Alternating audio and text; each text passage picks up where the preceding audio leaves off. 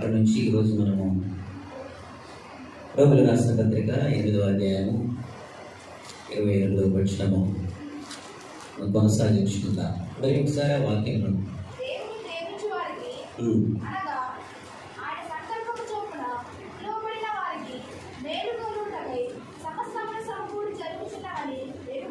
దేవునికి స్తోత్రం. ప్రార్థన చేసుకుందాం. పరిశుద్ధుడా, ప్రేమ గల తండ్రి, మీకు వందనములు చెల్లిస్తున్నాం. మరి ఒకసారి మీ సన్నిధిలో మమ్మల్ని సజీవుల సంఖ్యలో సమకూర్చినందుకు మీకు వందనాలు చెల్లిస్తున్నాం. మీ అనాది సంకల్పము చొప్పున యేసయ్య మా కొరకు బలిగా ఇచ్చి ఆయన ద్వారా మమ్మల్ని అందరినీ కూడా ఈ విధముగా సమకూర్చి ఎక్కడి వారమో ఎచ్చటి వారమో కానీ ఒక కుటుంబముగా మీ సన్నిధిలో సమకూర్చి మీ అమూల్యమైన వాక్యము చేత మమ్మల్ని బలపరుస్తున్నందుకు మీకు వందనాలు చెల్లిస్తున్నాం. ఈ వేడిమ నుంచి కాపాడుతున్నందుకు మీకు వందనములు చెల్లిస్తున్నాం. నాయన, నేను కేవలం శరీరం మాత్రమే కాదు, దానికంటే ముఖ్యముగా ఆయన ఆత్మ కలిగి ఉన్నాం. నరుని ఆత్మ దేవుడు పెట్టిన దీపం అని తండ్రి, దాన్ని మేము కాపాడుకోవాలి కాబట్టి, ఆత్మకు ఆహారము కావాలి కాబట్టి, ఆత్మీయ ఆహారము మా కొరకు నాయన వడ్డించబోచున్నందుకు మీకు వందనాలు చెల్లిస్తున్నాం. చదవబడిన లేఖనము ద్వారా మరి ఒకసారి నాతో మరియు మాతో మాట్లాడండి. మీరు మహిమ పొందండి. యేసునామమున అడుగుచున్నాము తండ్రి, ఆమేన్. హల్లెలూయా, హల్లెలూయా. చివరి వారంలో మనము దేవుని ప్రేమించు వారికి మాత్రమే ఒక సిస్టమ్ అనేది ఉంది, ఒక విధానం అనేది ఉంది. దాని గురించి మనం నేర్చుకున్నాం. శ్రమలు, కష్టములు, నష్టములు, ఇబ్బందులు అన్నీ కూడా బాగా గమనించండి. క్రైస్తవులకు వస్తాయి, క్రైస్తవేతరులకు కూడా వస్తాయి. మనకి ఎలాంటి ఫైనాన్షియల్ ప్రాబ్లం ఉందో వారికి అలాంటి ఫైనాన్షియల్ ప్రాబ్లమే ఉంది. నెలకు మనం ఏ విధముగా ప్రొవిజన్స్ వెళ్ళి మార్కెట్లో కొనుక్కుంటామో వారు కూడా అదే విధముగా కొనుక్కుంటారు. మనం ఏ సమాజంలో ఉన్నామో వారు ఆ సమాజంలోనే ఉన్నారు. కానీ మనకొచ్చే శ్రమలను గురించి దేవుని వాక్యము డిఫరెంట్గా మాట్లాడుతుంది. దేవుని వాక్యము అతీతముగా మాట్లాడుతుంది. దేవుని ప్రేమించు వారికి, దేవునిలో ఉన్నవారికి, దేవుని ప్రేమించు వారికి, దేవుని సన్నిధికి వచ్చేవారికి, ఆయన ఆరాధించే వారికి, స్తుతించే వారికి వచ్చే శ్రమలకు సంబంధించి దేవుని వాక్యం మాట్లాడుతుంది. దేవునికి స్తోత్రం, హల్లెలూయా. దాని గురించి మనము చాలా విషయాలు నేర్చుకున్నాం. మరి ఈరోజు క్రైస్తవునికి వచ్చే శ్రమలను గురించి మనము నేర్చుకుందాం. చాలా జాగ్రత్తగా ప్రతిదీ కూడా పాస్టర్ గారు ఏదో చెప్పుకుంటూ వెళ్తున్నారు, ఆయన చెప్పుకుంటూ వెళ్తున్నాడని ఎప్పుడు కూడా అనుకోకండి. నన్ను ఫాలో అవ్వండి. ప్రతిదీ కూడా మీ మనసులో దాచుకోండి. దేవునికి స్తోత్రం, హల్లెలూయా. క్రైస్తవునికి వచ్చే శ్రమల్లో మరి వ్యత్యాసమైనవి. నేను ఇంతకుముందు చెప్పాను, దేవునికి అతీతముగా, దేవునికి వేరుగా ఉండి మనం ఏమీ చేయలేము. ఒకవేళ చేసినదంతా కూడా వ్యర్థం అయిపోతుంది. దేవుని వాక్యంలో ఉంది. అపోస్తలుడైన పౌలు గారు క్లియర్గా చెప్తున్నారు, నన్ను బలపరచు వాని అందే నేను సమస్తము చేయగలను. దేవునికి స్తోత్రం, హల్లెలూయా. మరి ఈ పాలసీని లేదంటే ఈ యొక్క సీక్రెట్ ని మనం యూటిలైజ్ చేసుకుంటున్నామా? ఒక్కోసారి మన జీవితంలో క్రైస్తవులమైనా కానీ ఒక్కోసారి ఫెయిల్యూర్స్, క్రైస్తవులమైనా కానీ ఒక్కోసారి సమస్యలు, కష్టములు, నష్టములు అన్నీ వస్తూ ఉంటాయి. కాబట్టి మన ఆత్మీయ జీవితంలో క్రైస్తవులముగా ఉన్నప్పుడు ఏదైతే శ్రమలు ఉంటాయో ఆ యొక్క శ్రమల యొక్క ఫ్రూట్ఫుల్ అనేది మనం తప్పకుండా పొందుకోవాలి. ప్రతి శ్రమ, ప్రతి నిందకి ఒక అథ్లెట్ ఉన్నాడు లేదంటే ఒక స్పోర్ట్స్ మ్యాన్ ఉన్నాడంటే తను పార్టిసిపేట్ చేసే ప్రతి ఒక్క కాంపిటీషన్ ఎందుకు పార్టిసిపేట్ చేస్తాడు? ఓడిపోవడానిక కాదు. 10th క్లాస్ అయిపోగానే ఆ యొక్క బోర్డు వాళ్ళు అందరికీ ఎగ్జామ్స్ పెడతారు. ఎగ్జామ్ ఎందుకు పెడతారు అంటే ఎవరైతే సరిగా చదవలేదో వాడిని ఫెయిల్ చేయడానికి, ఎవరైతే మంచిగా చదువుతారో వాళ్ళని పాస్ చేయడానికి బోర్డు వాళ్ళు ఎగ్జామ్ పెడతారు. అంతేనా? జస్ట్ చెప్పండి, నేను చెప్పింది కరెక్టేనా? ఎవరైతే సరిగా చదవలేదో వాళ్ళని ఫెయిల్ చేయడానికి, ఎవరైతే బాగా చదివారో వాళ్ళని పాస్ చేయడానికి బోర్డు వాళ్ళు ఎగ్జామ్ పెడతారా? అందుకని వాళ్ళ పర్పస్ అదే. నా ఎగ్జామ్ పెట్టడానికి ఉద్దేశం ఏంటి? దేవునికి స్తోత్రం. మరి క్రైస్తవ జీవితంలో అపొస్తలుడైన పౌలు గారు ఇక్కడ అంటున్న విధముగా దాన్ని ఈ యొక్క క్రిస్టియన్ లైఫ్ లో మనం ఎందుకు అప్లై చేయము? క్రిస్టియన్ లైఫ్ లోనికి ఎందుకు అప్లై చేయము? ఎందుకు అది ఇక్కడ వర్తిస్తుంది? అందుకే అపొస్తలుడైన పౌలు గారు అంటున్నారు, నేను సమస్తమును నన్ను బలపరచు వాని యందు నేను చేయగలను. దేవునికి స్తోత్రం. హల్లెలూయా. మరి ఎందుకు ఒక్కోసారి ఫెయిల్యూర్ అవుతుంది? ఎందుకు ఈ యొక్క శ్రమలలో, ఈ యొక్క శ్రమల యొక్క రకాలను మనం చూసినట్లయితే ఎందుకు ఫెయిల్ అవుతామో, ఎలా సక్సెస్ అవుతామని చెప్పేసి మనము చూసినట్లయితే, కొన్ని శ్రమలు ఏదైతే వస్తాయో, నిందలు వస్తాయో, ట్రయల్స్ వస్తాయో, అవి దేవుడు మన జీవితంలో అంగీకరించేవి. దేవునికి కొన్ని శ్రమలు వచ్చినప్పుడు ఆ శ్రమలను మనం యాక్సెప్ట్ చేయము. నేను అందుకే పోయినసారి కూడా చెప్పాను, శ్రమ వస్తుంది, ఒక నింద వస్తుంది, ఒక ఇబ్బంది మన కుటుంబం మీదకి వస్తుంది అనగానే మనం ఏం చేస్తామనంటే వెంటనే పాస్టర్ గారిని రీచ్ అవుతాం. వెంటనే మనకు తెలిసిన ఎవరో మనకంటే స్పిరిచువల్గా ఎవరైతే ప్రార్థన పనులు ఉన్నారో వారి దగ్గరికి వెళ్తాం. వారి దగ్గరికి వెళ్ళి ఆ సమస్య మన ఇంటి గేట్ నుంచి కూడా లోపలికి రాకుండా అటు నుంచి అంటే ఆ యొక్క సమస్య వెళ్ళిపోవాలి. అదే విధముగా మీరు కూడా మీ సంవత్సరం అంతా కూడా చాలా డబ్బులు ఖర్చు పెట్టి మీ బిడ్డల్ని చదివించారు, మీ పిల్లల్ని చదివించిన తర్వాత ఫైనల్ ఎగ్జామ్ దగ్గరికి వచ్చిన తర్వాత మా యొక్క కుమారుని ఇన్ని రోజులు కాలేజీకి పంపించాము, కానీ ఎగ్జామ్కు మాత్రం నేను పంపించాను.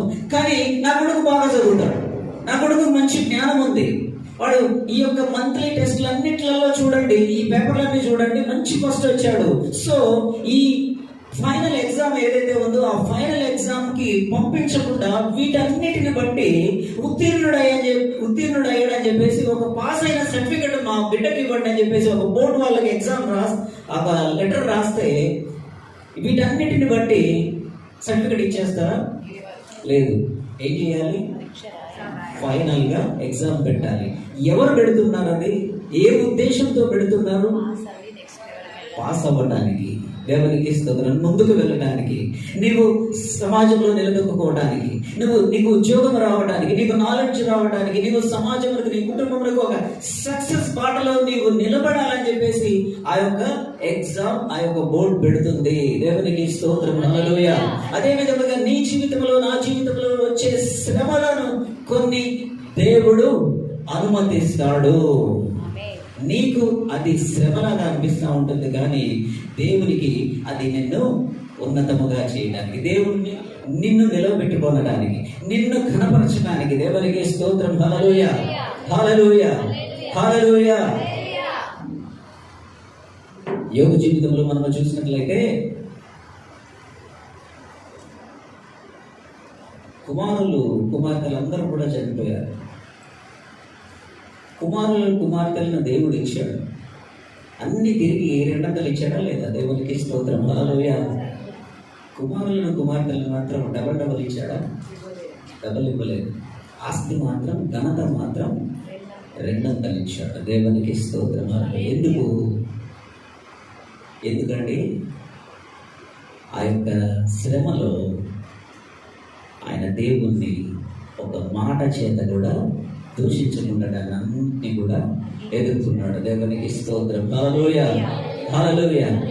దేవుని వాక్యం చెబుతుంది, దేవుడు నీ జీవితంలో అంగీకరించిన శ్రమ ద్వారా నీవు నిందల పాలవవు. దాని యొక్క ఫ్రూట్స్ ఏంటనంటే అభివృద్ధి.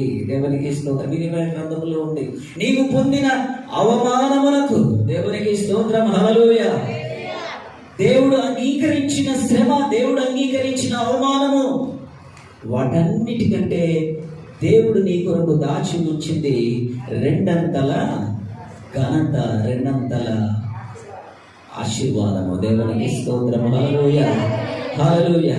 అందుకే ఏ శ్రమ వద్దు, ఏ కష్టం వద్దు, ఏ నింద వద్దు, ఎప్పుడు హ్యాపీగా ఉండాలని అంటే ఆ లైఫ్ వెంటనే బోరు కొట్టేస్తుందండి.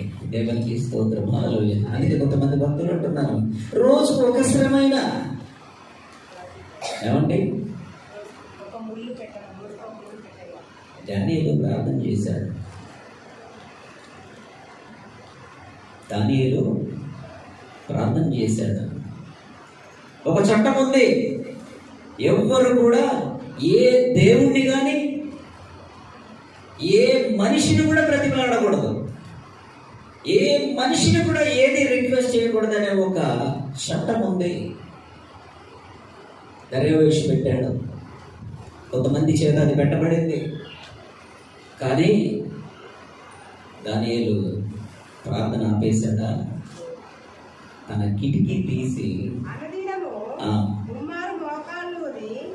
తన ఇంటి పై గది కిటికీలు యెరూషలేము తట్టులకు తెరవబడగా తన దేవునికి ప్రార్థన చేయించు ఆయనను స్తుతించుచు వచ్చెను. దేవునికి స్తోత్రం, హల్లెలూయా. దానియేలు గారు తన పై గది కిటికీ తీసి ఎటువైపు ఉన్న కిటికీ ఓపెన్ చేశాడు చెప్పండి? యెరూషలేము వైపు ఉన్న కిటికీ ఓపెన్ చేశాడు. కిటికీ ఓపెన్ చేసి మోకాళ్ళు వచ్చి ప్రార్థన చేస్తున్నాడు దానియేలు గారు. ఆ కిటికీ యెరూషలేము వైపు ఉన్న కిటికీ ఓపెన్ చేయగానే ఆయనకు యెరూషలేము కనపడింది. కనపడిందా?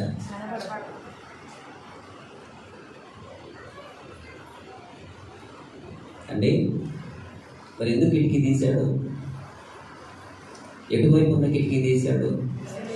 యెరూషలేము ఉన్న వైపు కిటికీ తీశాడు. యెరూషలేముకి, బబులోను రాజ్యానికి, యెరూషలేముకి అప్పుడున్న బబులోను ఇప్పుడుందా? బబులోను పేరు మార్చబడిందండి, తూర్పు బాగ్దాద్. అంటే ఇప్పుడు ఏదైతే సద్దాం హుస్సేన్ మొన్న పరిపాలించి నియంతగా ఉండి తర్వాత ఉరివేయబడి చనిపోయాడు కదా, ఆ బాగ్దాద్ ఏదైతే ఉందో దానికి ఒక 60 కిలోమీటర్ల దూరంలో తూర్పు బాగ్దాద్, ఇంతకుముందు అది కేంద్రంలో ఉండే. అక్కడి నుండి ఆ యొక్క తూర్పు బాగ్దాద్ అంటే అప్పుడున్న బబులోనులో ఆయన తన మేడ మీద నుంచి యెరూషలేము వైపు ఉన్న కిటికీ తీసి ప్రార్థన చేశాడు. యెరూషలేము కనిపించట్లేదండి. 2700 కిలోమీటర్ల దూరం ఆ కిటికీ తీశాడు అంతే అటువైపు. దేవునికి స్తోత్రం, హల్లెలూయా. ఒక విశ్వాసం, ఈ శ్రమలో, కష్టములో, నష్టములో నేను ఇక్కడ ఉన్నాను, చెరలో ఉన్నాను, కానీ యెరూషలేము వైపు ఆ యొక్క కిటికీ తీసి అటు ప్రార్థన చేసినప్పుడు దేవుడు ఆలకిస్తాడు. దేవునికి స్తోత్రం, హల్లెలూయా. దేవుడు అంగీకరించిన శ్రమ ఎదుర్కొంటున్నాడండి దానియేలు. దేవునికి స్తోత్రం, హల్లెలూయా. దేవుడు అంగీకరించిన నిందలు, కష్టములు, నష్టములు అన్నింటినీ యోబు ఎదుర్కొన్నాడు. భార్య అన్నది, ఎందుకయ్యా అన్ని పోయిన తర్వాత ఇంకా విశ్వాసం ఎందుకు? ఏమంటే అన్ని ఉన్నా కానీ ఈ రోజులలో విశ్వాసం పోతుంది. అన్ని కలిగి ఉన్నా కానీ ఏమంటే దేవునికి స్తోత్రం, హల్లెలూయా. కానీ అన్ని పోయినాయి. భార్య అంటుంది, ఏముందని ఇక దేని గురించి విశ్వాసం? దేని కొరకు విశ్వాసం? ఏలోక సంబంధమైన వాటి గురించా? ధనము గురించా? కుమారుల గురించా? కుమార్తెల గురించా? పశువుల గురించా? బంగారముల గురించా? వైడూర్యాల గురించా? వెండి గురించా? ఈలోక సంబంధమైనవన్నీ కోల్పోయాడు. కానీ విశ్వాసం మాత్రం చెక్కు చెదరలేదు. దేవునికి స్తోత్రం, హల్లెలూయా. ఎందుకంటే నీ యొక్క విశ్వాసం ఈ లోకములో జీవించినంత వరకు ఏ లోక సంబంధమైన వాటి కొరకే అయితే ఈ లోకంలో ఉన్న వారందరికంటే దౌర్భాగ్యులమవుతాం. దేవునికి స్తోత్రం, హల్లెలూయా. జీవితం అనంటే ఈ లోకంలో జీవించినంత వరకే అని అనుకుంటే కాదండి. ఇది ఓన్లీ జర్నీ, ప్రయాణం మాత్రమే. దేవునికి స్తోత్రం, హల్లెలూయా. ఒకప్పుడు ఎర్ర బస్సులు ఉండేది, ఇప్పుడు పల్లె వెలుగు బస్సులు అయిపోయాయి. పల్లె వెలుగు బస్సు రాగానే కిటకిట అని చెప్పేసి జనాలకి వేస్తూ ఉంటారు. ఒక ఆయన సార్ మంచిగా టక్కు వేసుకుని టక్కు చెడతదేమని చెప్పేసి అందరితో ఎక్కకుండా మంచిగా తన ఖర్చు తీసి ఆ చైర్లో వేసేస్తారు. ఏమంటే ఆ చైర్లో వేసేస్తారు. రిజర్వేషన్ అయిపోయింది. ఏమండి రాయండి ఇక చేయి ఆ సీటు. ఇక మెల్లగా వెళ్తాడు, అందరితోటి తోసుకొని వెళ్ళాడు. ఇక మిగతా వాళ్ళు ఏమో అందరూ తోసుకొని వెళ్తా ఉంటారు, వాళ్ళ బట్టలన్నీ మార్చిపోతాయి. ఈయన మంచిగా ఎక్కి లోపలికి వెళ్ళిన తర్వాత, హలో ఈ సీట్ నాది. రిజర్వేషన్ చేసుకున్న వారు ఎవరు కూర్చుంటే వాళ్ళదని చెప్పేసి ఆయన ఏం చేస్తాడంటే అందులో కూర్చున్న ఆయన కచ్చి తీసేసి సీట్ కింద దండేసి మంచిగా కూర్చుంటాడు. వీళ్ళిద్దరికి గొడవ అయింది. నాకు తెలుసు నేనేసినా నువ్వే తీసినావు అని చెప్పేసి ఇద్దరు హైదరాబాద్ పోయేదాకా ఇద్దరు కొర్రకి సీరియస్గా చూసుకుంటూ ఉంటారు. గొడవ గొడవ గొడవ. ఖర్చుల గురించి తనుకున్న వాళ్ళు ఉన్నారండి ఆ రోజులలో. ఎక్కడ వస్తుంది మరి ఇప్పుడు పల్లెవేళ్ళు తనుకున్న వాళ్ళు ఉన్నారో లేదు, కానీ ఖర్చు గురించి తనుకున్న వాళ్ళు ఉన్నారు. కండక్టర్ ఇద్దరిని దింపేసిన సందర్భాలు కూడా ఉన్నాయి. గొడవ అయింది. వాళ్ళ గమ్యం రాగానే గొడవ ఆగిపోతుంది, దిగి వెళ్ళిపోతూ ఉంటారు. ఎందుకంటే ఇట్స్ ఓన్లీ జర్నీ, ప్రయాణం మాత్రమే. దేవునికి స్తోత్రం. హల్లెలూయా. దిగిన తర్వాత బస్ దిగిన తర్వాత ఎందుకు నేను హైదరాబాద్ వచ్చాను, అసలు ఎందుకు నేను బస్ ఎక్కాను అనే పర్పస్ గుర్తొస్తుందండి. Real purpose of your life. నిజముగా నీ ప్రయాణం యొక్క ఉద్దేశము ప్రయాణము ప్రారంభమైనప్పుడు కాదు, గమ్యము చేరిన తర్వాత అక్కడనే ఉద్దేశం ప్రారంభమవుతుంది. నీ యొక్క ఉద్దేశము బస్సు ఎక్కడము కాదు, బస్సులో గొడవ పడటము కాదు, బస్సులో కొట్టుకోవటము కాదు. నీ యొక్క ఉద్దేశము గమ్యము చేరడం. దేవునికి స్తోత్రం. హల్లెలూయా. అది పరలోకం. ఈ లోకము కొంతమంది అయితే అసలు ఇదే మెయిన్ జీవితం. పరలోక రాజ్యం అని అంటారా, అది ఎక్కడుందో మనం సూచించినామా? అది చచ్చిపోయిన తర్వాత చూద్దాం, రాజు ఎవరు రెడ్డి ఎవరు. ఇప్పుడు మాత్రం ఇష్టం వచ్చినట్టు బతుకుదాం, ఇష్టం వచ్చినట్టు మాట్లాడదాం, ఇష్టం వచ్చినట్టు చేద్దాం. ఏమండి కనిపించలేదు కానీ ప్రార్థన చేస్తున్నాడు కిటికీ తెరిచి. దేవునికి స్తోత్రం. హల్లెలూయా. హల్లెలూయా. మనం ఏం చేస్తున్నాం? కనిపించని దాని గురించి కాకుండా కనిపించే దాని గురించి. శరీరమే ఈ లోక సంబంధమైన వాటి గురించి మనం, కానీ దేవుడి వాక్యం చెప్తుంది దేవుడు అంగీకరించిన ఏదైనా కానీ మనం అంగీకరించాలి. దేవుని జీవితంలో అంగీకరించినప్పుడు దాన్ని వ్యతిరేకించిన కాంపిటీషన్. స్పోర్ట్స్ కావాలి, గేమ్ కావాలి, డబ్బులు బాగా కావాలి, కప్పులు కావాలి, షీల్డ్స్ కావాలి, సర్టిఫికెట్స్ కావాలి. మీ కోచ్ వచ్చి హలో అందరు రండి లైన్ అని చెప్పేసి అందరినీ లైన్లో నిలబెట్టి మన 15వ తారీఖు కాంపిటీషన్ అని హైదరాబాద్ వెళ్ళాలని అంటే, సార్ నేను కాంపిటీషన్ రా. I don't like competition, I don't like game.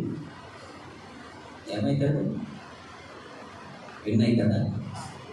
ఎప్పుడవుతాడు win? ఎప్పటికీ కాలేదు. దేవునికి స్తోత్రం. ఏం చేయాలి మరి? పార్టిసిపేట్ చేయాలి. దేవునికి స్తోత్రం. హల్లెలూయా. హల్లెలూయా. హల్లెలూయా. అది దేవుని వాక్యం మత్తయి సువార్త 17వ అధ్యాయము 13వ వచనం. ఇరుకు ద్వారమున ప్రవేశించుడి. దేవునికి స్తోత్రం. హల్లెలూయా. హల్లెలూయా. ఇరుకు ద్వారమున ప్రవేశించాలి. ఇరుకు ద్వారమున ప్రవేశిస్తే నీకు దేవుని ఆశీర్వాదములు, ఘనత అన్నీ నీకు ఏది కావాలంటే అది. దేవుడు ఏమంటున్నాడు? మీరు నా యందు నా మాటలు నీ యందు నిలిచి ఉన్నాడలా నీకేది ఇష్టమో అది కావాలంటే దేవుడు ఉంచినది, దేవుడు అంగీకరించిన ప్రతి దాన్ని మనము అంగీకరించాలి. దేవుడు నీ జీవితంలో ఎలా చేసిన తర్వాత నువ్వు ఎలా చేయకుండా ఎట్లా? కాబట్టి దేవుడు మన జీవితంలో అంగీకరించినప్పుడు నీవు అంగీకరిస్తే నీకు జయము. దేవునికి స్తోత్రం. క్రైస్తవ జీవితంలో వచ్చే శ్రమల్లో మొట్టమొదటిది దేవుడు అంగీకరించినదై ఉండాలి. దేవునికి స్తోత్రం. హల్లెలూయా. అలా కాకుండా రోమీయులకు రాసిన పత్రిక 12వ అధ్యాయంలో ఉన్న విధముగా ఈ లోక మర్యాదను అనుసరించి మనంతట మనమే కొన్ని శ్రమలు తెచ్చుకుంటాం. మనంతట మనమే లోకము వైపు చూసి, దేవునికి స్తోత్రం. హల్లెలూయా. లోకము చూసినప్పుడు అసలు ఇదే కరెక్ట్ అనిపిస్తుంది, ఇదే కరెక్ట్. ఈ జీవితమే కరెక్ట్, ఈ లోకమే కరెక్ట్, లోకం ఇచ్చేదే నిజమైందని అనిపిస్తూ ఉంటుంది. గల్పి రాసిన పత్రిక 5వ అధ్యాయంలో కూడా 16వ వచనం 17వ వచనంలో చూసినట్లయితే శరీరము ఆత్మ, శరీరము ఆత్మ ఎప్పుడు కూడా ఇవి ఒకే విధముగా పోవండి. ఈ యొక్క శరీరం ఎప్పుడు కూడా పడుకో, ఈ శరీరం ఎప్పుడు కూడా చూడు, ఈ శరీరం ఎప్పుడు కూడా కావాలి, నీకు కావాలి, అది కావాలి, ఇది కావాలని చెప్పేసి అడుగుతూ ఉంటుంది. కానీ ఆత్మ దేవుని సన్నిధికి వెళ్ళు, దేవునికి స్తోత్రం, లే, తెల్లవారుతుంది, లే, ఆయన ఆరాధించు, స్తుతించు, దేవుని సన్నిధికి వెళ్ళు అని ఆత్మ చెబుతుంది.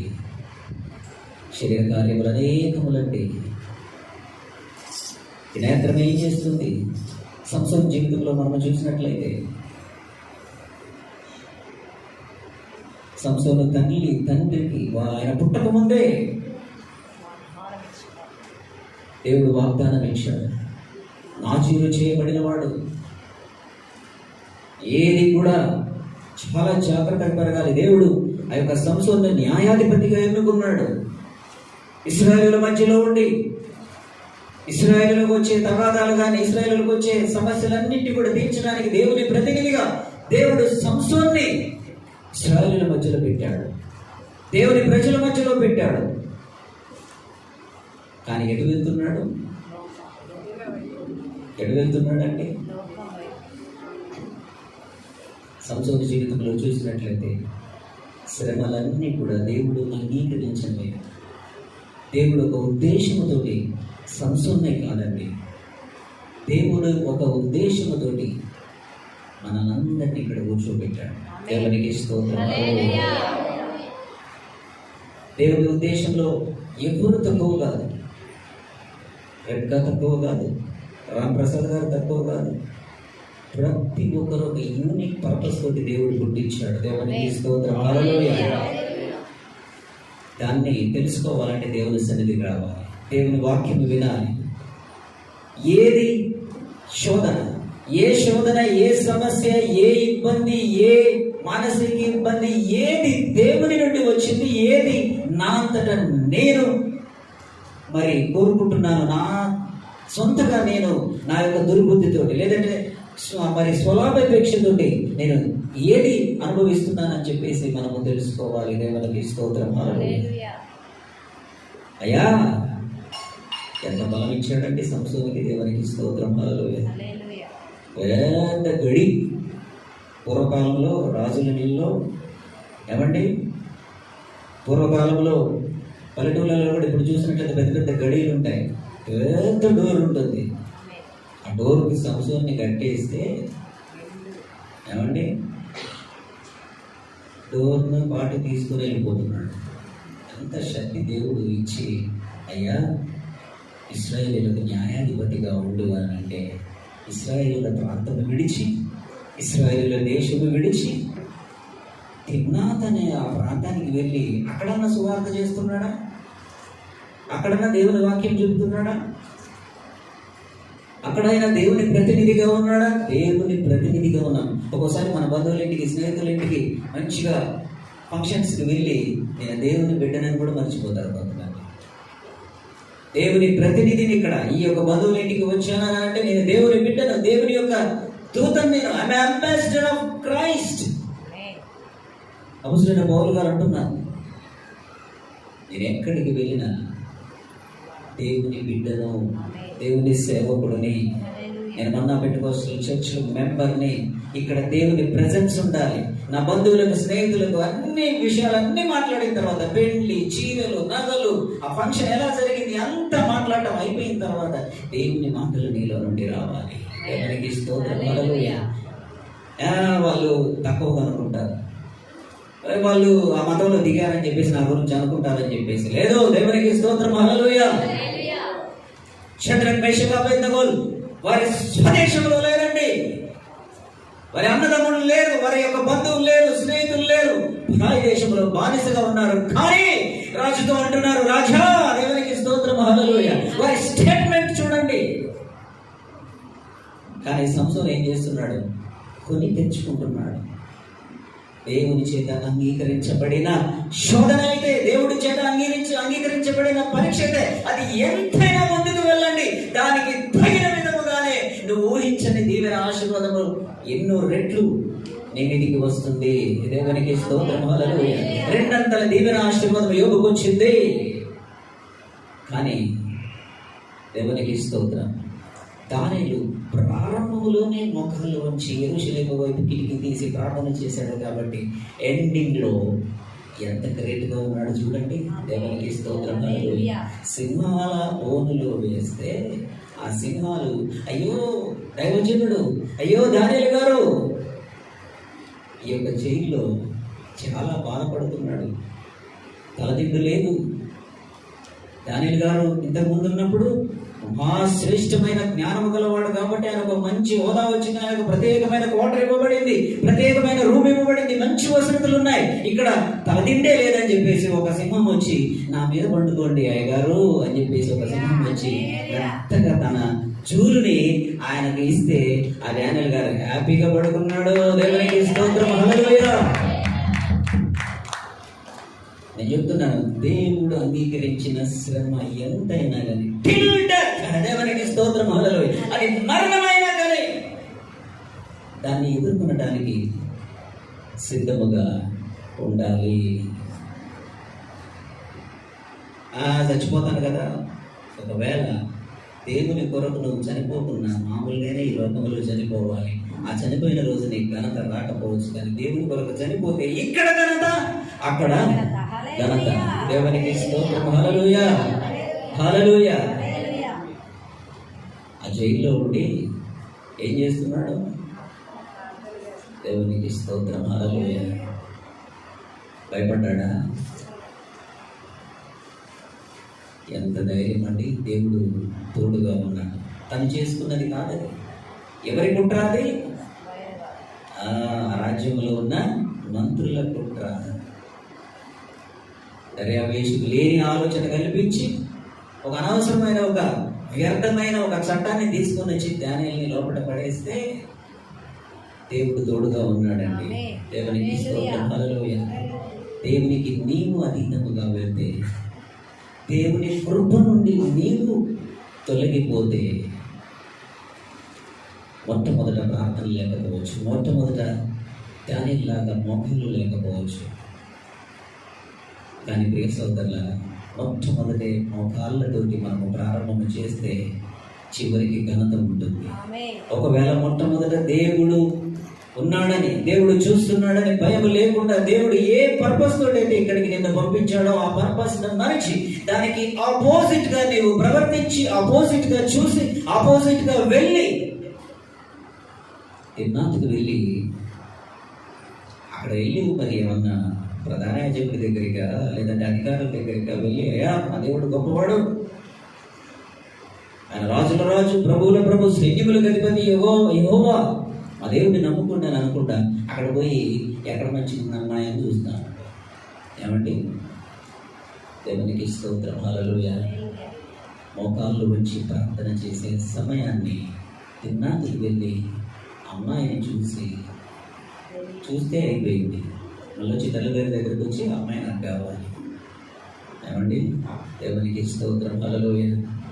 దేవుని చిత్తము కానిది నీ దృష్టికి ఎంత అందమైనదైనా, ఎంత గొప్పదైనా, అది బంగళా అయినా, ధనమైన, బంగారమైన, ఏదైనా కానీ దేవుడు అంగీకరించకుండా ఉంటే దాని ద్వారా నీకు శాపం. దేవునికి స్తోత్రం, హల్లెలూయా. అర్థం చేసింది ఆయనకు ఒక్కడికే చుట్టుకుందా? అయ్యో, మనం అనుకుంటాం నేను ఒక్కడే కదా ఇది చేసేది, నేను ఒక్కడే కదా ఈ యొక్క తలంపు, దేవునికి ఇష్టమైంది చేసేది నేను ఒక్కనే కదా. నా వారికి ఏం సంబంధం, నా భర్తకి ఏం సంబంధం, నా పిల్లలకి ఏం సంబంధం, నా మన పెండు కోసం చర్చికి ఏం సంబంధం, నా తండ్రికి ఏం సంబంధం? దేవునికి స్తోత్రం. అలా అనుకుని వెళ్ళి అతన్నాథుకు వెళ్ళి అమ్మని చూసి వచ్చాడు. అక్కడ ప్రారంభమైంది అతని పతనం. దేవునికి స్తోత్రం, హల్లెలూయా, హల్లెలూయా. ఎంత గొప్పవాడంటే అసలుకి, ఎంత బలము, ఎంత బలాఢ్యుడంటే దేవుడు ప్రేమమయుడు. అంత వ్యతిరేకముగా చేసినా కానీ న్యాయాధిపతులు 17వ అధ్యాయంలో మనం చూసినట్లయితే అంత వ్యతిరేకముగా, దేవునికి అతీతముగా అంత దానియేలు వెళ్ళినా కానీ ఆ యొక్క ఫిలిస్తీన్ల ఆ యొక్క ఏదైతే వాళ్ళ యొక్క మందిరం ఉందో 22వ వచనం అండి, న్యాయాధిపతులు 17:22.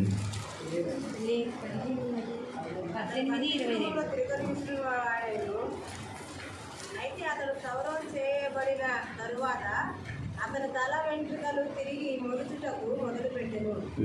ఫిలిష్తీయుల సర్దారులు మన దేవత మన శత్రువు అయిన సంసోను మన చేతికి అప్పగించినదని చెప్పుకొని తమ దేవత అయిన దాగోనునకు మహాబలి అర్పించుటకును పండుగ ఆచరించుటకును కూడుకొని జరులు సంసోను చూసినప్పుడు మన దేశమును పాడు చేసిన వాడును మనలో అనేకులను చంపిన వాడునైన మన శత్రువుని మన దేవత మన చేతికి అప్పగించినదని చెప్పుకొనుచు తమ దేవతను స్తుతించిరి.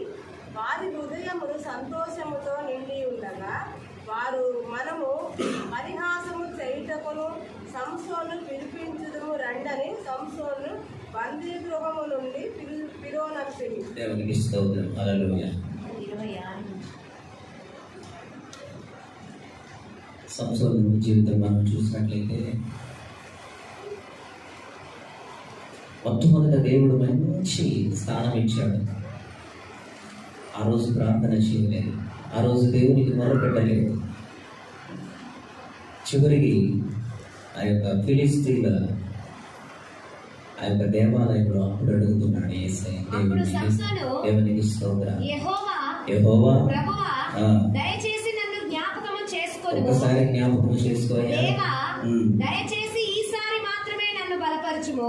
నా రెండు కన్నుల నిమిత్తము ఫిలిస్తీయులను ఒక్కమారే దండించి పగ తీర్చుకొని నిమ్మని యెహోవాకు మొరపెట్టి ఆ గుడికి ఆధారముగానున్న రెండు మధ్య స్తంభములలో ఒక దానిని కుడి చేతను ఒక దానిని ఎడమ చేతను పట్టుకొని నేనును ఫిలిస్తీయులను చనిపోదుము గాక అని చెప్పి బలముతో వంగినప్పుడు గుడి ఆ సర్దారుల మీదను దానిలో ఉన్న జనులందరి మీదను పడెను. దేవునికి స్తోత్రం. చివరికి అడుగుతున్నాడు దేని కొరకు? దేవునికి స్తోత్రం. ముందే ప్రార్థన చేయాలి. దానిలో ఏం చేశాడు? ముందే ప్రార్థన చేశాడు. అందుకొరకు దేవుడు ఘనత, మహిమ, ప్రభావం ఇచ్చాడు. సింహాల బోనులో కాచి కాపాడాడు.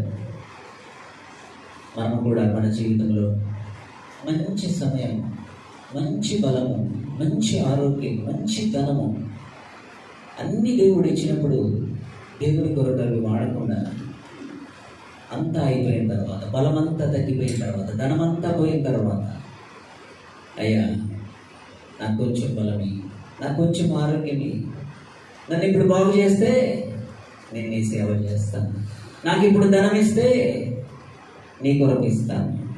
దేవునికి స్తోత్రం. హల్లెలూయా.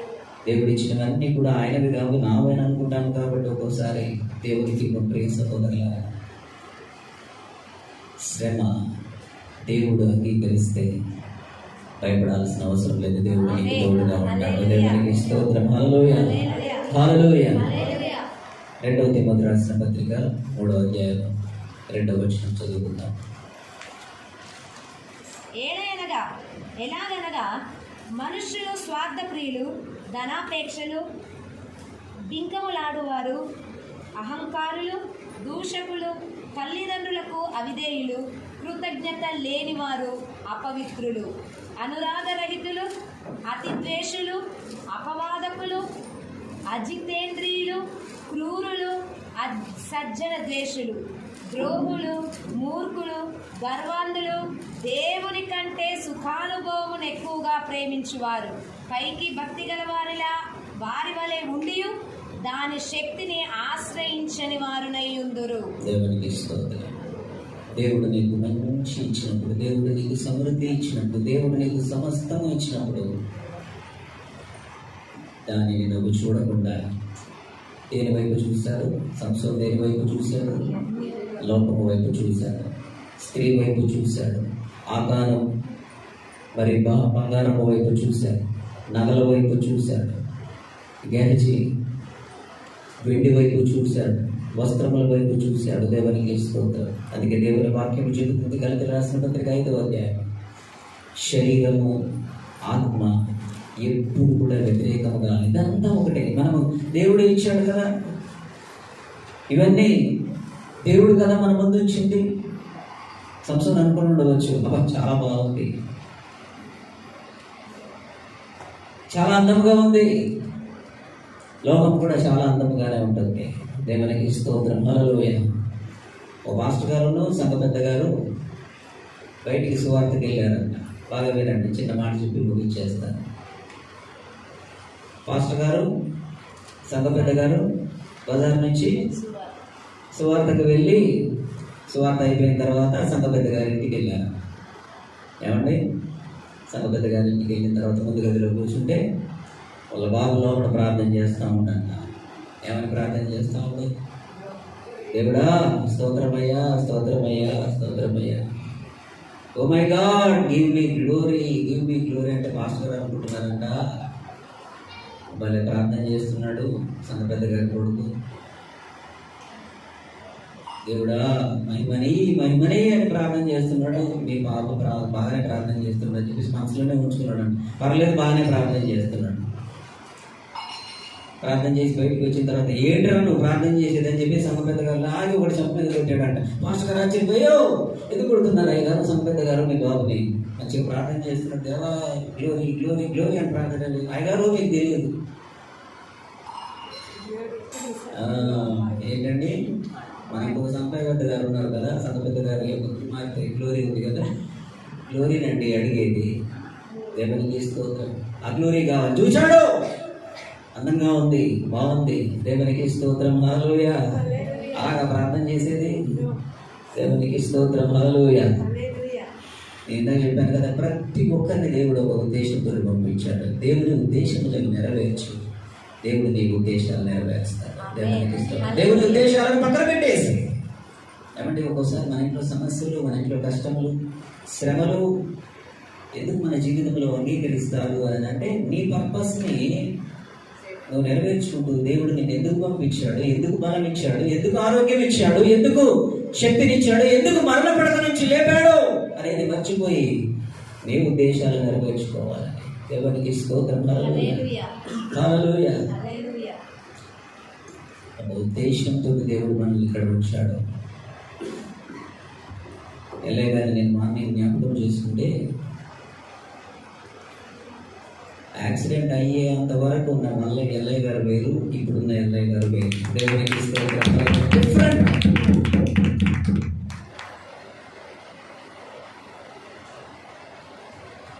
ఆ ఎల్లయ్య గారు ఆ రోజు ఆటోలో కూర్చొని ఉంటే ఎగిరి పడేవాడు, ఎగిరిపోయేవాడు.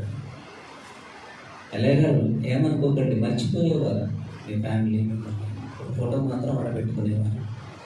దేవుని ప్రణాళిక కాదది. దేవునికి స్తోత్రం. హల్లెలూయా. హల్లెలూయా.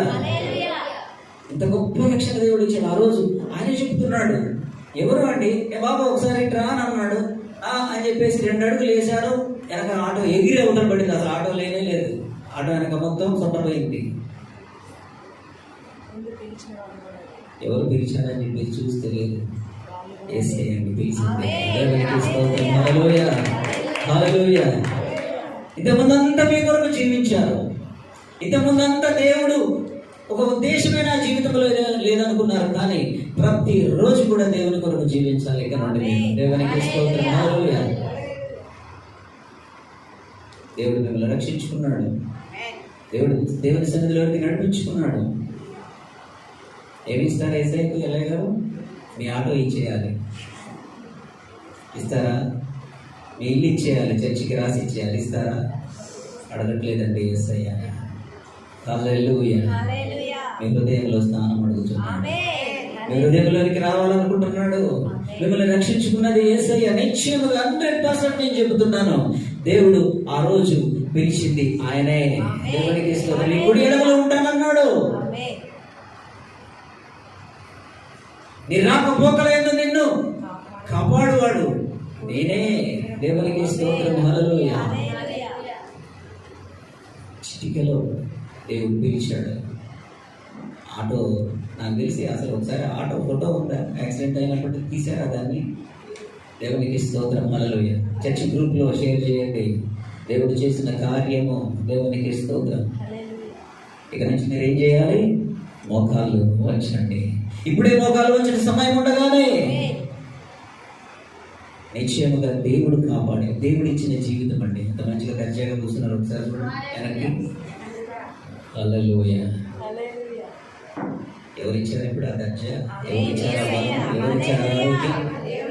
కనీసం నేను పొద్దున కూర్చొని అక్కడ ఆయన నా పక్కన కూర్చుంటే నేను ప్రార్థన చేస్తూ ఆలోచిస్తాను, ఒక చిన్న చీరకమైన ఘాటు కూడా లేదండి. దేవునికి స్తోత్రం, హల్లెలూయా. ఇంత ఆ ప్రమాదము తాలూకు ఏ చిన్న చీరుకుపోయిన గాయం కూడా లేకుండా ఆయన ఈరోజు దేవుడు అక్కడ కూర్చోబెట్టాడు.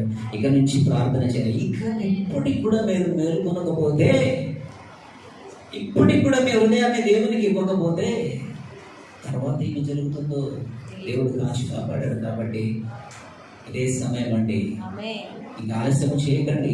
ఇంకేం గొప్ప కార్యం చేయాలి? ఇంకోసారి ప్రమాదం నుంచి దేవుడు తప్పించాలా? అప్పుడు ఏం జరుగుతుందో మనకు తెలియదు. ఆ ప్రమాదం ఎలాంటిదో మనకు తెలియదు. నిశ్చయముగా దేవుని వాక్యం చెబుతుంది, అపవాది గర్జించు సింహము వలె మిమ్మల్ని మృంగాలను చూసింది ఆ రోజు, కానీ దేవుడు కాచి కాపాడాడు. దేవుడు నేను మిమ్మల్ని తప్పించాలనుకుంటే ఆటో యాక్సిడెంట్ నుంచి తప్పిస్తాడు, సింహము నోటి నుంచి తప్పిస్తాడు, ఎర్ర సముద్రం నుంచి తప్పిస్తాడు, యోర్దాను నుంచి తప్పిస్తాడు, మరణము నుంచి తప్పిస్తాడు, మరణ పడక నుంచి తప్పిస్తాడు. దేవుని చిత్తములో ఉంటే అది ఏ శ్రమ అయినా కానీ మరలా తిరిగి లేపి నిలబడతాడు. దేవునికి స్తోత్రం, హల్లెలూయా. కానీ చూసిందల్లా నాకు కావాలి అని అంటే ఏమండి? ఇంకంటే ఇంకా ఎక్కడికి ప్రారంభమైంది? తిన్నాకి పోయి ఆమె చూశాడు, బాగుంది బాగుంది అని అన్నాడు. లాస్ట్కి ఏమయ్యాడు? 2 కళ్ళు పోయి ఏం చేశాడండి? తిరుగుతా ఉన్నాడు. గుడ్డుడైపోయి. అందుకొరక దేవుడు బలం ఇచ్చింది, అందుకొరక దేవుడు నిన్ను నాజీరు చేయబడింది, అందుకొరక అంత బలం ఇచ్చింది. మీకు కూడా మిమ్మల్ని అడుగుతున్నాను, మీకు బలం ఇచ్చింది, గర్జ ఇచ్చింది, ఆరోగ్యం ఇచ్చింది, బలం ఇచ్చింది, ఇల్లు ఇచ్చింది, కారు ఇచ్చింది, ధనం ఇచ్చింది, భార్య భర్త బిడ్డలు అందించింది. ఆదివారం ఒకరోజు 1 గంటన్నర కూర్చొని మిగతా రోజు అంతా నా గురించి నేను బతకడానికి, నా ఘనత కొరకు నేను గ్రేట్గా ఉండాలి సొసైటీ, దాని గురించి దేవునికి స్తోత్రం, హల్లెలూయా. దేవుణ్ణి కనపరచడానికి క్రియల ద్వారా దేవునికి స్తోత్రం. డానియల్ ఏం చేశాడు? డానియల్ గారు ప్రార్థన చేస్తున్నాడంటే యెరూషలేము వైపు 2700 కిలోమీటర్లు కనిపిస్తుంది యెరూషలేము, కానీ ఉంది అక్కడ. దేవునికి స్తోత్రం. విజయం ఉంది అక్కడ, నీ ప్రార్థనకు సమాధానం ఉంది అక్కడ, నీ శ్రమలకు ప్రతిఫలం ఉంది అక్కడ, దాచబడి ఉంది. ఆయన అంటున్నాడు, ప్రతి వాని క్రియలను బట్టి ప్రతిఫలమును దీవెన నా చేత పట్టుకొని ఉన్నాను. దేవునికి స్తోత్రం. యేసయ్యకు ఇచ్చేది తర్వాత లాస్ట్ ముందు నా చేత కావాలి, నాకు క్యారీ బ్యాగ్లు కావాలి, నాకు ధర్మం కావాలి, నాకు ఐశ్వర్యం కావాలి అని చెప్పేసి మనము ప్రయాసపడుతున్నాం. అందుకే యేసయ్య అన్నాడు, ప్రయాసపడి భారము అయ్యా అని చెప్పినా కానీ, దేవుని వాక్యం ఎంత చెప్పినా కానీ మనకి ఈ లోపమే. ఏమండి? దళితుల రాసిన పత్రిక 5వ అధ్యాయం లాగానే శరీరమే శరీరమే శరీరమే. కానీ ఎటు వెళ్ళాలి మనము? ఆత్మ ఏం చెప్పిందో, దేవుని వాక్యం ఏం చెబుతుందో దాన్ని మనము వినాలి. దేవునికి స్తోత్రం, హల్లెలూయా. శరీరం ఏం చెబుతుందో, కళ్ళు ఏం చెబుతున్నాయో, లోకం ఏం చెబుతుందో దానివైపు అయితే లాస్ట్కి ఏం చేయాలి? తిరగలి విసురుతూ ఉండాలి. విసురుతారా? తిరగలి కూర్చొని తిరగలి విసురుతారా? దేవుని సన్నిధిలో దేవుని ఆరాధిస్తారా? దేవునికి స్తోత్రం, హల్లెలూయా, హల్లెలూయా. 1 యోహాను పత్రిక 2వ అధ్యాయం 16వ వచనం చదువుకొని ముగిస్తాను.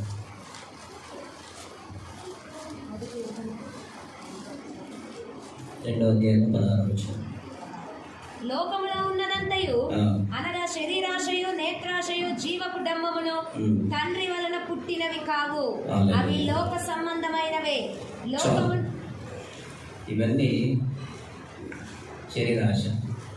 చూసి బాగుంది, ఆర్డర్ పెట్టిన చూసి బాగుంది, ఆర్డర్ పెట్టినా పోదామాడి ఏమండి? దేవునికి స్తోత్రం, హల్లెలూయా.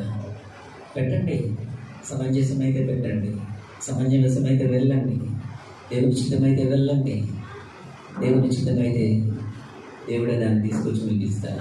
దేవునికి స్తోత్రం, హల్లెలూయా. ఆయన ఏం చేశాడు? సంగపట్ట గారి కుమారుడు, God give me glory, give me glory అంటే మాస్టర్ గారు అనుకున్నారు, అబ్బా నా సంఘంలో మంచి యువకుడు లేచాడు అనుకున్నాడు. కానీ ఏమడుగుతున్నాడు దేవుణ్ణి? దేవునికి స్తోత్రం. ఏమడుగుతున్నాడండి? గ్లోరీని అడుగుతున్నాడు. దేవుని దేవాల మన చర్చిలో ఎవరు గ్లోరీ అనే అమ్మాయి లేరు కాబట్టి ఎవరికి ప్రాబ్లం లేదు. నేను ఏ ఉపమానం చెప్పినా కదా. దేవునికి స్తోత్రం. ఏమడగాలి? మొదట ఏమడగాలి అండి? దేవునికి స్తోత్రం, హల్లెలూయా, హల్లెలూయా. గ్లోరీలకి గ్లోరీని దేవుడు ఇస్తాడు. ఘనత, మహిమ, ప్రభావములు ఆయన ఇస్తాడు. గ్లోరీ అంటే ఏంటి? ఆ మహిమ కావాలండి. దేవునికి స్తోత్రం, హల్లెలూయా. నువ్వు ఆ మహిమను కోరుకుంటే, నీవు మోకాలను కోరుకుంటే దేవుని సన్నిధి వైపు ఏమండి? దేవునికి స్తోత్రం, హల్లెలూయా. ఈ రోజు పొద్దున ఎంతమంది మోకాళ్ళ మీద ఉండి చేతులు ఎత్తి, అయ్యా పాస్టర్ గారు చెప్పారు చేతులు ఎత్తితే చేయమని ఎంతమంది ప్రార్థన చేశారు? ఆ ప్రార్థన చేయకుండా అన్ని దీవెనలు ఆశీర్వాదం మాత్రం అన్నీ వచ్చేస్తూ ఉంటారంటే మాత్రం రావండి. దేవుడు ఏమడుగుతున్నాడు? ఎలాగారు ఏమడుగాడు? మీరు దేవుడు మిమ్మల్ని రక్షించాడు కాబట్టి మీ ఆటో అమ్మేసి అంత మొత్తం చర్చకి ఇవ్వడం చెప్పేసి ఎవరు అంటున్నారా? దేవునికి స్తోత్రం. ఏం చెప్తున్నాను? దేవుడు మిమ్మల్ని రెండంతలుగా దీవిస్తాడు, ఆశీర్వదిస్తాడు. ఆ సిఎన్జి ఆటోనే కాదు, ఇంకొక ఆటో కొని దాన్ని కూడా మీరు నడిపించాలి. అది త్వరగా జరుగుతూ ఉంది. దేవునికి స్తోత్రం, హల్లెలూయా. దేవునిలో ఉండండి, ఉండి అడగండి. దేవునికి స్తోత్రం, హల్లెలూయా. ఇచ్చి శోధించండి. దేవుని కానుకలు ఇవ్వండి, దశభాగములు ఇవ్వండి, ఇచ్చి శోధించండి. ఇవ్వకుండా దాంట్లో పెట్టుకొని ఏమండి? దేవునికి స్తోత్రం, హల్లెలూయా. దేవునికి కానుక ఇచ్చేటప్పుడు కొంతమంది జేబు మొత్తం ఇట్లా ఇట్లా ఇట్లా ఇట్లా ఉంటా ఉంటారు, తీయకుండా అందులోనే తీసినట్టు దీని. కొంతమందికి భలే టాలెంట్ అండి, అసలు కనబడకుండానే చూడకుండానే మొత్తం ఏ రోడ్ అనేది తెలిసిపోతుంది. అది తీసి ఆ కానుక డబ్బాలో వేస్తే ఠంగానే సౌండ్ రావాలి. వస్తుందా? ఇంకా మనం అన్నం పెట్టుకొచ్చి చర్చిలో కానుకలో కంకణ సౌండ్ వస్తుందా? దేవునికి స్తోత్రం, హల్లెలూయా, హల్లెలూయా. శ్రేష్టమైనవి సాలు బియ్యం అంటారు కదా, తెలుసా? అవి వేస్తారు ఎవరన్నా వాళ్ళు పంటకి. ఏమంటే వ్యవసాయదారులు ఎవరున్నా వేస్తారా? మంచి పంట వస్తుందా? అందుకే విత్తనాల కంపెనీలు మొలిచాయి. శాంతారావు గారు ఉన్నారు. దేవునికి స్తోత్రం. ఎవరైనా వ్యవసాయదారులు ఉంటే, మీ బంధువులు కానీ స్నేహితులు ఎవరైనా ఉంటే ఎవరిని పిలవకండి, మా శాంతారావు గారు ఉన్నారు, మంచి మంచి విత్తనాలు ఇస్తారని చెప్పేసి తీసుకొని వెళ్ళండి. వ్యర్థమైనవి చల్లకండి. దేవుని సన్నిధిలో కూడా అంత శ్రేష్టమైనవి తీసుకుని వస్తే దేవుడు దీవిస్తాడు, ఆశీర్వదిస్తాడు. ఆ మట్టి అంటే అది సాయిల్, అది దానికి ఏం తెలియదు, దానికి మనసు లేదు, దానికి బ్రెయిన్ లేదు, కాళ్ళు లేవు, చేతులు లేవు. అది సాయిల్. అది నువ్వే విత్తనం ఇస్తే ఆ విత్తనాన్ని తిరిగి ఇస్తుంది. గోధుమలు విత్తితే గోధుమలను ఇస్తుంది, వడ్లను విత్తితే వడ్లు ఇస్తుంది, గురుగులు విత్తితే గురుగులు విత్తితే గోధుమలు వస్తాయా? గురుగులు విత్తి అడిగితే ఇస్తానన్నావు కదా దేవా, నీ ఇస్తాను, నీ చేతి పని ఆశీర్వదిస్తానన్నావు కదా దేవా అని గురుగులు విత్తి గోధుమలు వస్తే బాగుండబ్బా, మంచి రాసులు పండాలి, బస్తాలు బస్తాలు గోధుమలు రావాలి. ఏం విత్తావు? గురుగులే ఆశించాలి. గోధుమలు విత్తితే ఒక బస్తా విత్తితే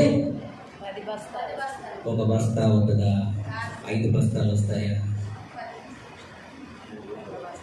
వరి ఒక బస్తా వేస్తే ఎన్ని బస్తాలు వస్తాయి? ఎన్ని? 80? దేవునికి స్తోత్రం, హల్లెలూయా. 30 దంతలన్నీ దేవుని వాక్యం ఉంది కదా, 30 కంటే ఇంకో 10 ఎక్కువ. దేవునికి స్తోత్రం, హల్లెలూయా. అందుకంటే ఎక్కువ వచ్చేది కూడా ఉంది. దేవునికి స్తోత్రం. కాబట్టి దేవునికి ఏమి ఇవ్వాలి? శ్రేష్టమైనది ఇవ్వాలి. ఏంటిది? మీ సమయం. మీ కానుక. ఇంకోటి దేవునికి స్తోత్రం. అన్నిటికంటే శ్రేష్టపడిది ఏం కోరుకున్నాడు ఆయన? దేవునికి స్తోత్రం. మన హృదయంలో ఉండాలని కోరుకున్నాడు. దీన్ని ఏం చేశాడు ఆయన? పరిశుద్ధపరిచాడు, తన ఆలయముగా చేసుకున్నాడు, క్లీన్ చేసుకున్నాడు. దాన్ని నీవు దేవుని వైపు చూడకుండా తిన్నాముకు పోయి అక్కడికి పోయి God give me glory glory glory అని అడిగాను అనుకోండి, లాస్ట్కి ఇసురుతా ఉండాలి. ఐసినందుకు ఏమన్నా ప్రతిఫలం వస్తుందా అంటే అక్కడ కూడా రాదు. కనీసం జైల్లో ఉంటే, జైల్లో ఉన్న వారికి కష్టపడ్డ తర్వాత వాళ్ళు విడుదల అయ్యేటప్పుడు వాళ్ళు చేసిన పని అంతా కూడా డబ్బులు ఎంతో ఒక 5,000, 10,000, 12,000 ముట్ట చెప్తారండి. దేవునికి స్తోత్రం. కానీ ఈ తిరగలు విసిరితే మాత్రం ఏమీ రాదు. హలో, దేవునికి స్తోత్రం. హలో, జైల్లో ఉన్నా కానీ బానిసగా ఉన్నా దేవుని కొరకు ప్రతిఫలం వస్తూ ఉండాలి. దేవునికి స్తోత్రం. హల్లెలూయా, హల్లెలూయా. సౌత్ ఆఫ్రికా దేశం కొరకు నెల్సన్ మండేలా గారు ఎన్ని సంవత్సరాలు ఉన్నారండి జైల్లో?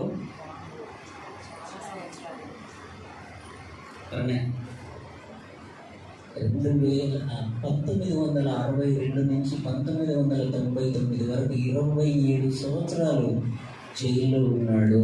సౌత్ ఆఫ్రికాలో తెల్లవారు నల్లవారు సమానంగా ఉండాలని చెప్పేసి ఉద్యమం చేసినందుకు ఆయన్ని 1962లో జైల్లో వేస్తే జైల్లో ఉండి లండన్కు సంబంధించిన లా చదివాడండి.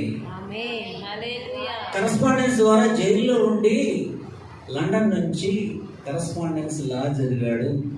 1994లో సౌత్ ఆఫ్రికాకు ప్రెసిడెంట్ అయ్యాడు. జైల్లో 27 సంవత్సరాలు ఉన్నా కానీ అది శ్రమ అనుకోలేదు. ఆ 27 సంవత్సరాలుగా 4-5 పుస్తకాలు రాశాడు. దేవునికి స్తోత్రం. హల్లెలూయా. ఒక పర్పస్, ఈ యొక్క ఓపిక, శ్రమ అనేది దానికి ప్రతిఫలం ఉంది అని అనుకున్నాడు. మనమైతే వెంటనే హోప్లెస్ అయిపోతాం. దేవునికి స్తోత్రం. అమెరికా దేశంలో ఒక రాష్ట్రానికి, ఏమండి, అమెరికా దేశంలో ఒక రాష్ట్రానికి మేయర్గా ఉన్న ఒక మిషేల్ అనే ఒక అతను ఒక కంపెనీలో పనిచేస్తున్నప్పుడు అతని మీద గ్యాస్ పడి 80% ఒళ్ళంతా కాలిపోయిందండి. 80% ఒళ్ళంతా కాలిపోయింది. హాస్పిటల్లో ఉన్నాడు. 80% లోపల స్కిన్ కాలిపోకుండా బయట స్కిన్ అంతా కూడా మొత్తం మచ్చలే. 80% కాలిపోయిన తర్వాత బాగయ్యాడు. బాగైన తర్వాత హాస్పిటల్ నుంచి బయటకు వచ్చిన తర్వాత ఒక ప్రాంతానికి మేయర్గా అప్లై చేస్తాడు. మేయర్గా ఆయన ప్రచారం చేస్తూ ఉంటే కార్ యాక్సిడెంట్ అయ్యి 2 కాళ్ళు పోయాయి. 80% శరీరం కాలిపోయింది. హాస్పిటల్ నుంచి డిశ్చార్జ్ అయ్యాడు. మళ్ళీ తర్వాత 2 కాళ్ళు పోయాయి. వీల్ చైర్లోనే ఉండి ప్రచారం చేశాడు. మేయర్ అయ్యాడు.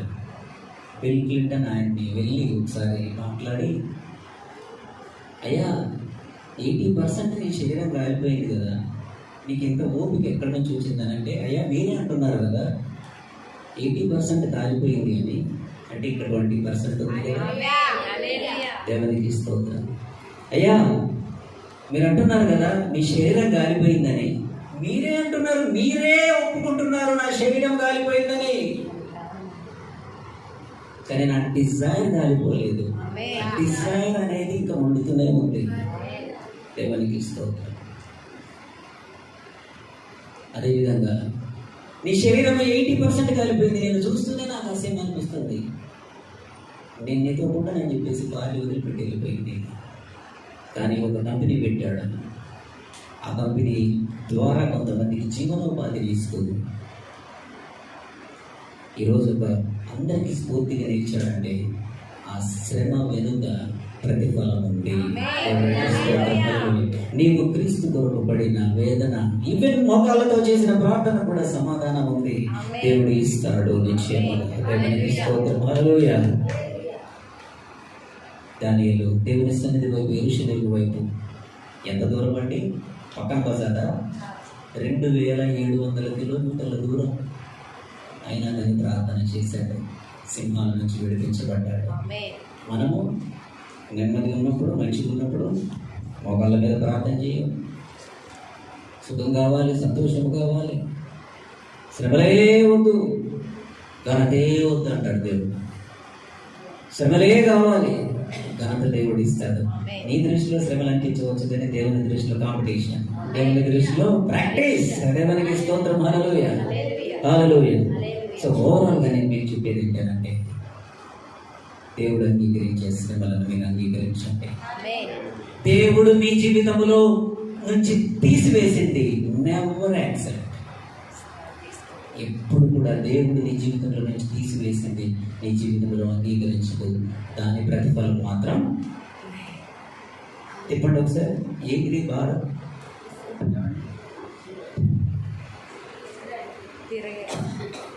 తిప్పుతుంటే చెమటలు వస్తాయా రావా?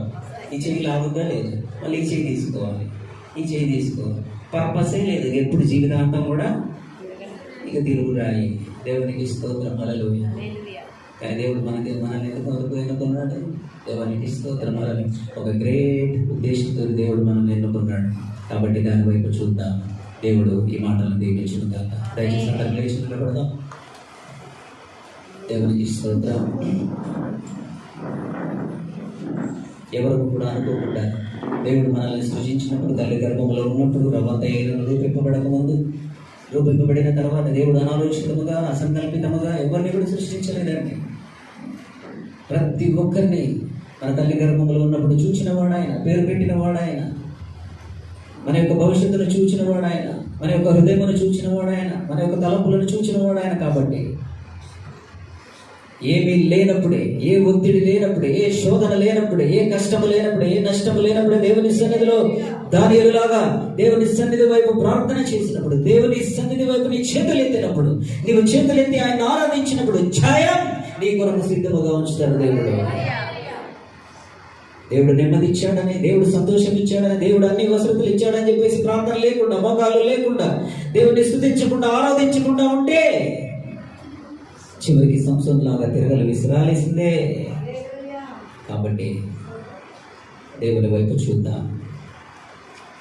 దేవుడు సమయం ఉన్నప్పుడే, దేవుడు సమయం ఇచ్చినప్పుడే దేవుని ఆరాధిద్దాం, స్తుతిద్దాం, మోకాళ్ళు ఉంచుదాం, ప్రార్థన చేద్దాం. అందరం కూడా ఒక్కసారి దానియేలు వలె మోకాళ్ళు ఉంచి ప్రార్థన చేద్దాం. ఈ చివరి ప్రార్థన మోకాళ్ళ మీద ఉండి చేద్దాం. అందరం దయచేసి ఆ అనుభవం మనకు. మోకాళ్ళు వంచగానే మన హృదయంలో ఒక మార్పు వస్తుంది. ప్రియ సహోదరులారా, దేవుని సన్నిధిలో మనం తగ్గించుకోగానే మన హృదయంలో ఒక మార్పు మనం గమనిస్తాం.